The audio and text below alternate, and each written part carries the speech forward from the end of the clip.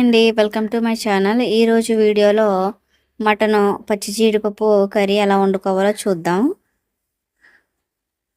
ముందుగా 2 టేబుల్ స్పూన్ల ఆయిల్ వేసుకోవాలండి. ఆయిల్ హీట్ అయ్యాక 2 బిర్యానీ ఆకులు వేసుకొని సన్నగా కట్ చేసి పెట్టుకున్న ఉల్లిపాయలు కూడా వేసుకోవాలి. ఉల్లిపాయలు వేసుకున్న తర్వాత 2 రెమ్మల కరివేపాకు, రుచికి సరిపడా ఉప్పు కూడా వేసుకొని ఉల్లిపాయలు బ్రౌన్ కలర్ వచ్చేంత వరకు వేయించుకోవాలండి.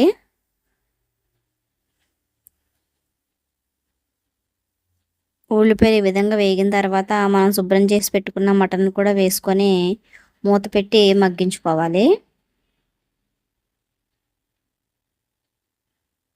ఓ 10 నిమిషాల తర్వాత మొత్తం అంతా ఒకసారి కలుపుకోవాలండి.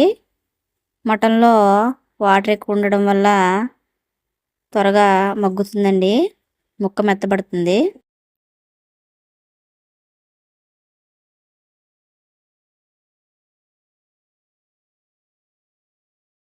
వాటర్ ఈ విధంగా మటన్ నుంచి వచ్చిన తర్వాత ఇందులో 1 టీ స్పూన్ అల్లం వెల్లుల్లి పేస్టు, మసాలాలు వేసుకోవాలండి. మసాలా పేస్టు నీరు దగ్గర పడేంత వరకు ఉడికించుకోవాలి. ఈ విధంగా దగ్గర పడిన తర్వాత పావు టీ స్పూన్ పసుపు, టీ స్పూన్నర కారం కూడా వేసుకొని మొత్తం అంతా ఒకసారి కలిసేలా కలుపుకోవాలి.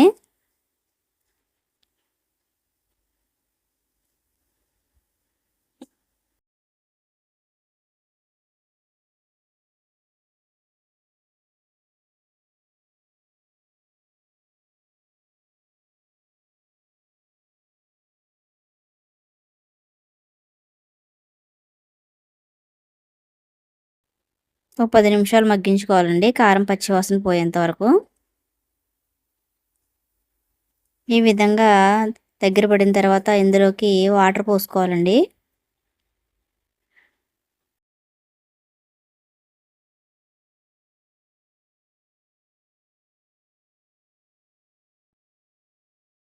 ఒకసారి మొత్తం అంతా కలిసేలా కలుపుకొని మూత పెట్టి ఉడికించుకోవాలి. మటన్ ఎప్పుడు లేతగా ఉందా ముదిరిందా అని చూసుకోవాలండి. దాన్ని బట్టి మనం వాటర్ పోసుకోవాలి.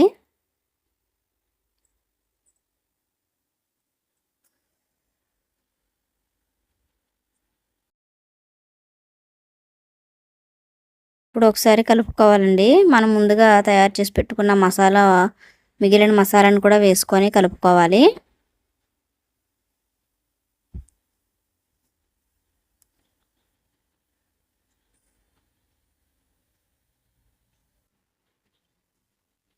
కూర ఈ విధంగా దగ్గర పడిన తర్వాత మనం ముందుగా సిద్ధం చేసి పెట్టుకున్న పచ్చి జీడిపప్పును కూడా వేసి కలుపుకోవాలండి.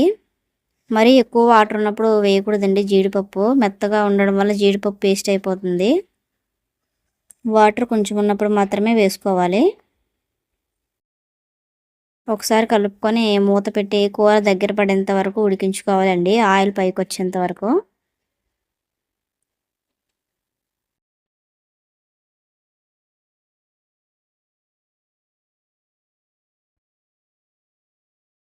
ఈ విధంగా దగ్గర పడిన తర్వాత ఇందులో కొంచెం కొత్తిమీర వేసుకొని మూత పెట్టి ఒక 2 నిమిషాలు మగ్గించాలండి. అంతేనండి, మటన్ జీడిపప్పు కర్రీ రెడీ అయిపోయింది. మా వీడియోస్ మీకు నచ్చినట్లయితే మా ఛానల్ సబ్స్క్రైబ్ చేసుకోండి.